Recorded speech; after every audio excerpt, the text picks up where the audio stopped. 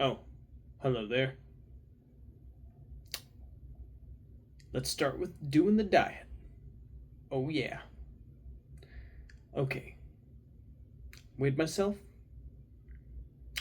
168.2. Not bad at all.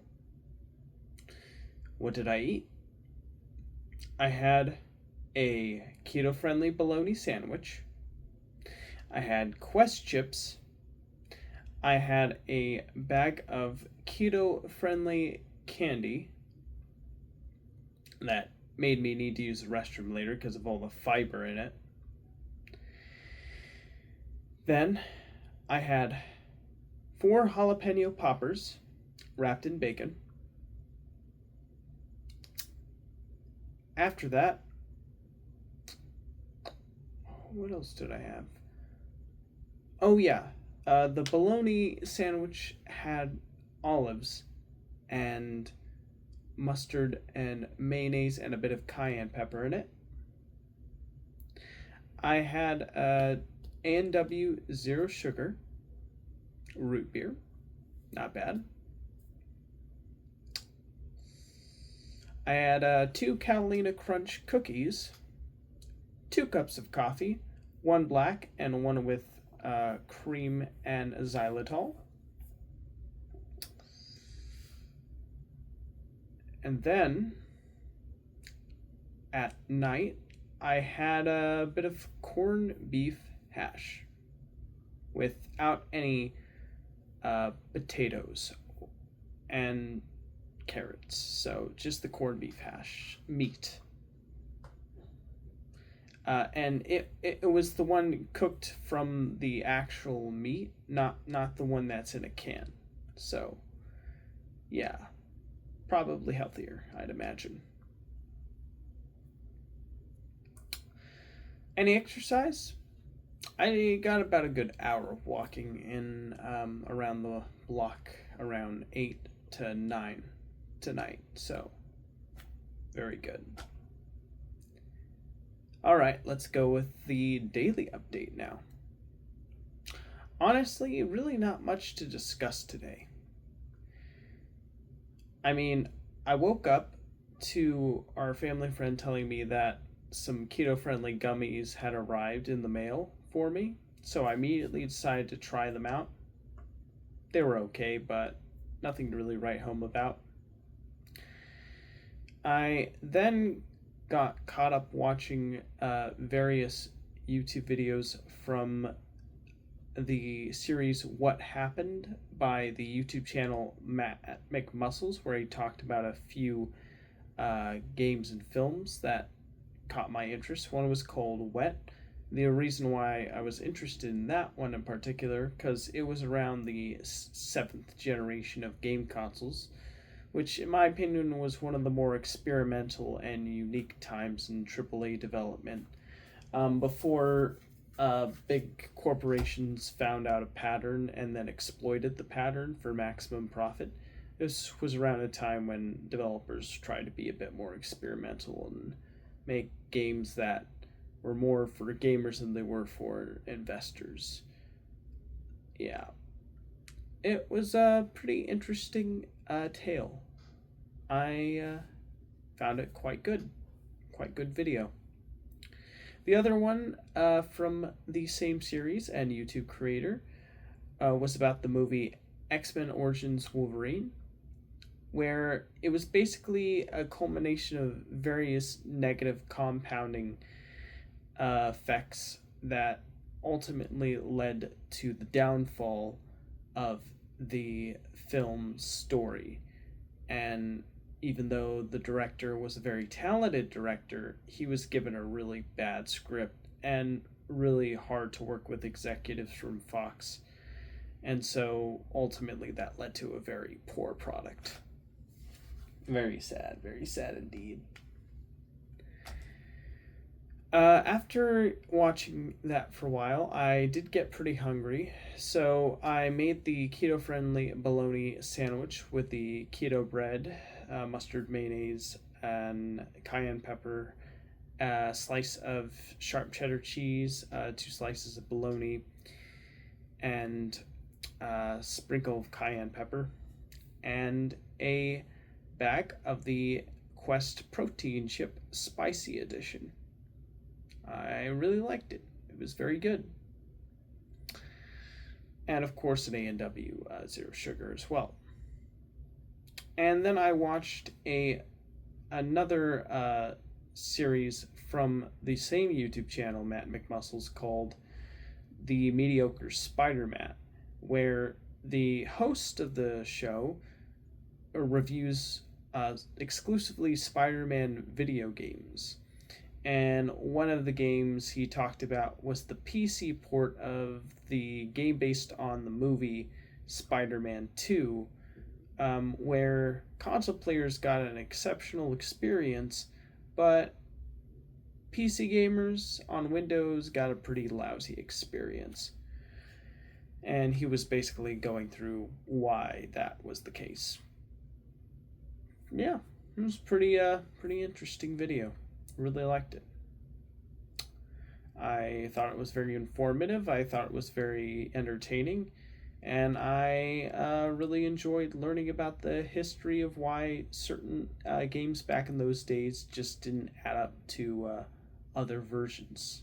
It's because at that time technology wasn't unified like it is now, where developers had to design a unique version of their game per platform. Um, well, where developers had to design a unique version of the game per platform because each piece of technology had completely different specs. The last time that was really the case was probably the PS3, 360, and Wii era. And after that, the way consoles have been designed now has been very unified. Like, the specs separating a PlayStation 4 from an Xbox One aren't too different, much like how the specs separating a PlayStation 5 or an Xbox Series console isn't that different either. The Switch is probably the final outlier, but even then, like, it's because it's a mobile device first and foremost. But yeah, it was pretty interesting breakdown of that. I greatly enjoyed that. Afterwards, I decided to play. And in the middle of watching that video, the jalapeno poppers were ready, so I had those and I ate them while watching the video. Then I realized I hadn't messed around with my PSVR 2 headset in quite a while, and was like, well, I own this thing, I might as well use it. And it's not too hot outside today, to the point where I think the heat is tolerable enough to where I could go and play it in the den, because we don't have any air conditioning in the den, and you could imagine having a big, like, heavy headset on your face would make using the device, like, unusable. But it was fairly usable for the first, like, 20 minutes, and then it started to get way too hot and sweaty in there. I was playing a game called Legendary Tales. It's basically like virtual reality Dark Souls. And as cool as that sounds, it's okay. I think it's because I've been stuck in like the first like level of the game for as long as I've owned it.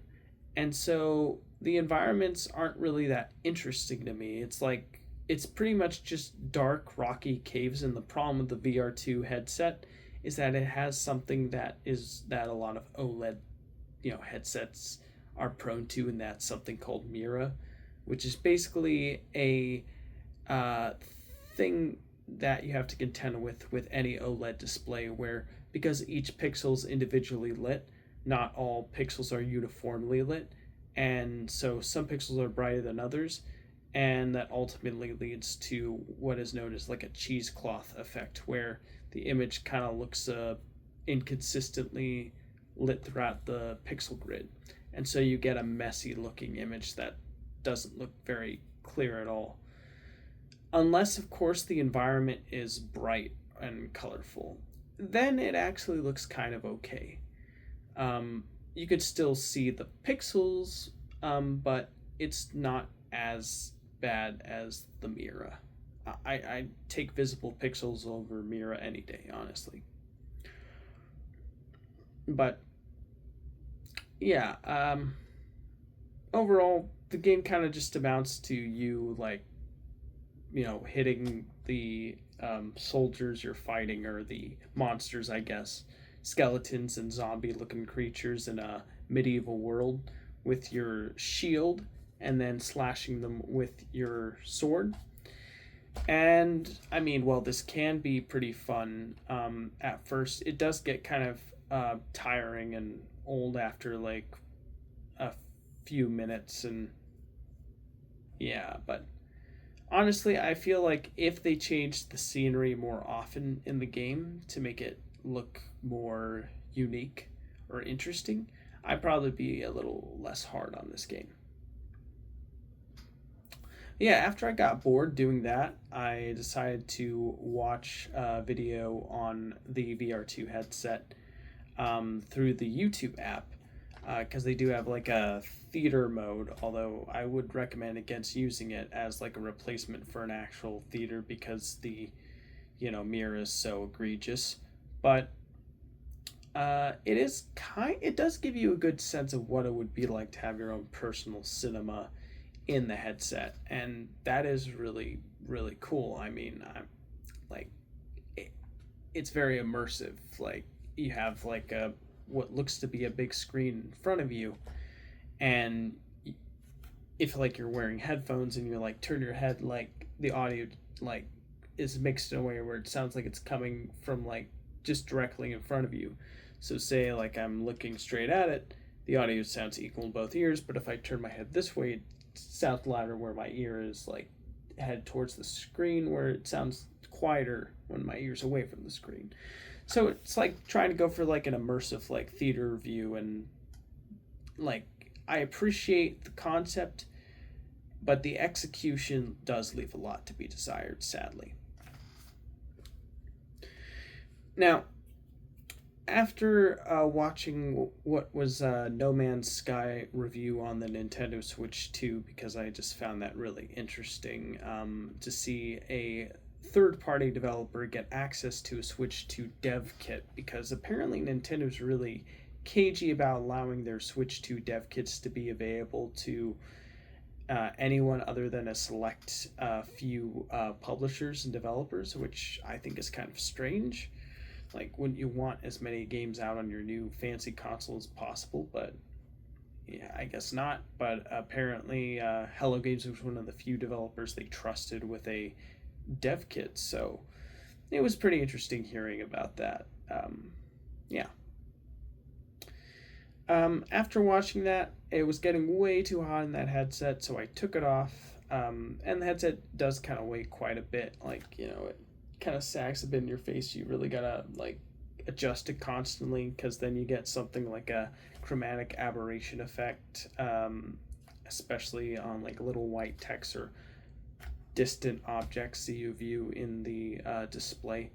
It's definitely not perfect, but it does an okay enough job where it kind of works, but only kind of. Yeah. But, anyways, after taking it off and putting it away, because I kind of got bored with that, I went into my room and I decided to watch this video that I was meaning to watch like 2 days ago on my bed, about like how to make doing hard things more engaging than endlessly scrolling YouTube. I guess the algorithm's hearing my pleas about me just spending way too much time watching YouTube and not enough time developing skills. And yeah, I did take a lot of notes here that I thought were quite interesting. Like things that I really liked. If I could show you real quick, right there. That's me, and this is me if I choose the hard but rewarding path. When I get to the top, it's easy because I worked hard on developing myself, and now I don't need to work. Well, I can still work hard, but because I've gained the strength and knowledge over time, it's not going to be impossible.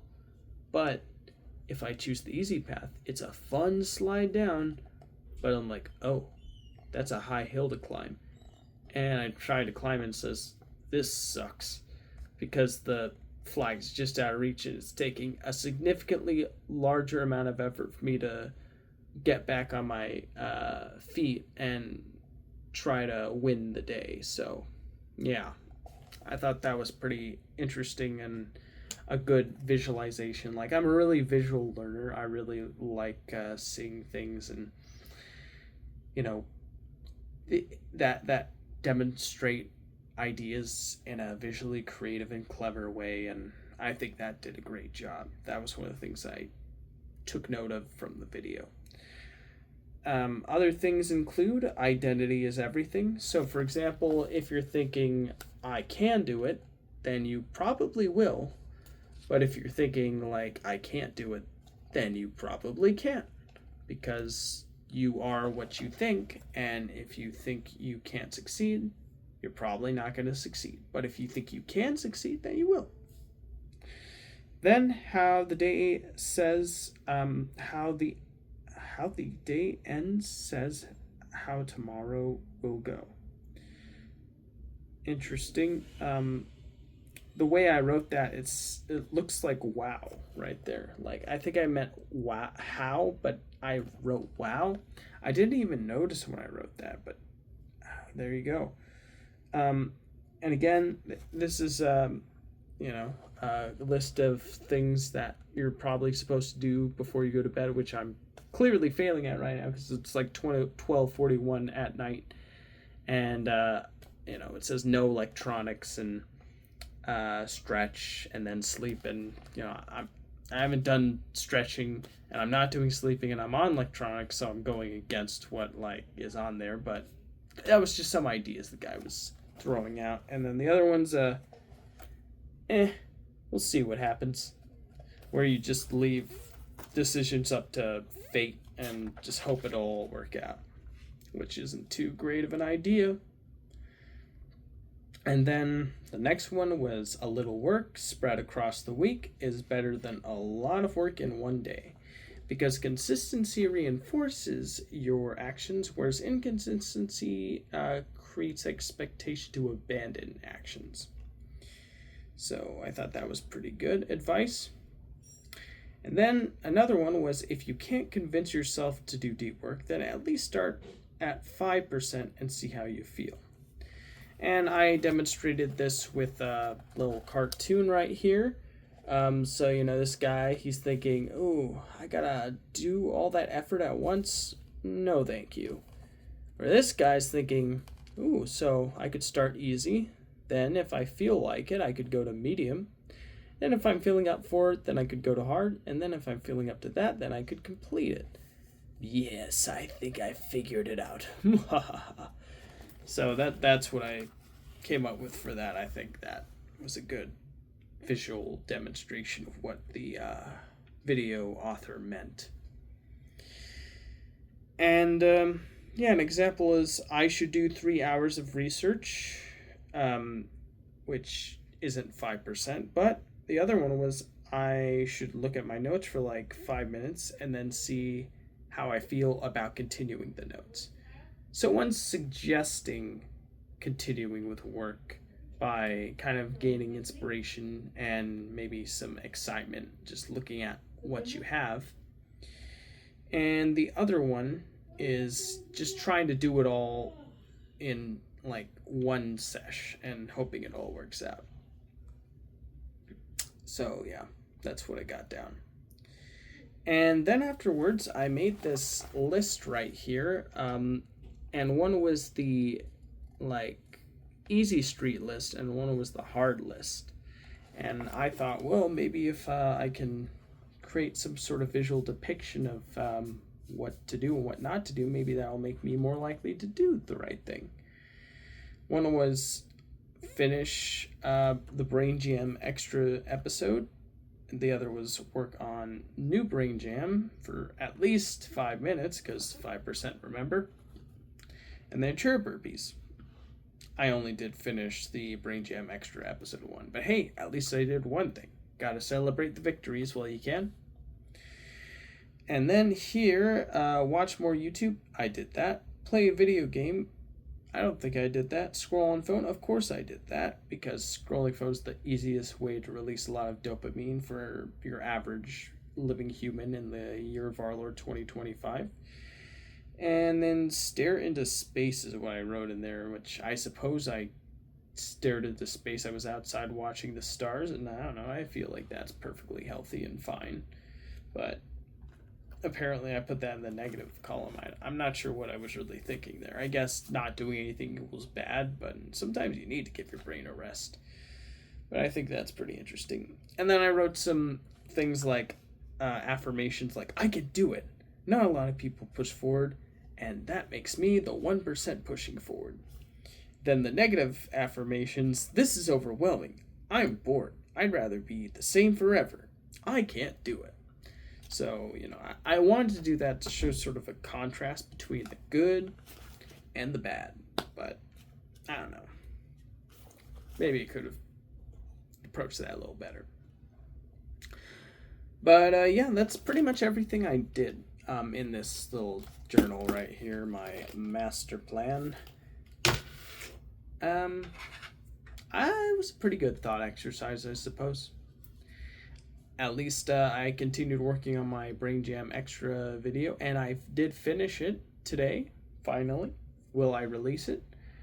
I kind of wanted to have, at least 7 ready to go and then released weekly before, releasing it, so that way, I have some decent content, ready to go, and I find, a good release rhythm to follow. So that way, if, I release something and people when's the next one? And then the next one doesn't come out for a while, then they're like, oh, this is taking too long, bye. But if, I release a new one, every week or every 2 weeks, then people are like, wow, I can't wait for the next one, and they expect it to be released, and, the expectation creates, excitement. So that's what I'm working towards. Yeah, after finishing that, I had a fun talk with my mom and family friend, and then I felt the need to go outside for a little meditation session. Got a good little meditation session, and I enjoyed it. And then I decided to go for a good hour-long walk, because I hadn't really done any exercise today up until that point, so I was like, well, I'll do that. Then when I got home, my mom and family friend were going to pick up my sister from her job. I had some of the corned beef meat, and then I was watching a video about S4, the Bob Lazar story from the YouTube channel Area 52, while eating some keto-friendly gummies and chewing on some gum that was Sour Patch blue raspberry flavored that had 0 sugar in it. So yeah, that was how I spent my afternoon. Pretty fascinating, huh? Well, after my sister arrived, I greeted her. We had a nice little conversation, and we cuddled the cat, her cat named Call Me. And then I realized I wanted to get ready for bed, so I took my vitamins, I brushed my teeth, and then I wanted to fold my clothes and put them away. As I was doing that, I was listening to various things from a YouTube channel called Capersite, reacting to UFO footage and alien footage, to another Area 52 video about something called the Lacerda Files, an episode I hadn't watched yet, which was episode 2 of the Lacerda Files from Area 52, the YouTube channel. Pretty interesting stuff. Pretty interesting. It sounds like storytelling and fiction, but it was entertaining nonetheless, I suppose. And then I realized, oh, I haven't made my update video. I better do that. And here it is. So that was pretty much my day in a nutshell. And yeah, Thanks for watching. Tomorrow I go to work from 2 to 11, and I will see you in the next one. Take care, everybody, and good night.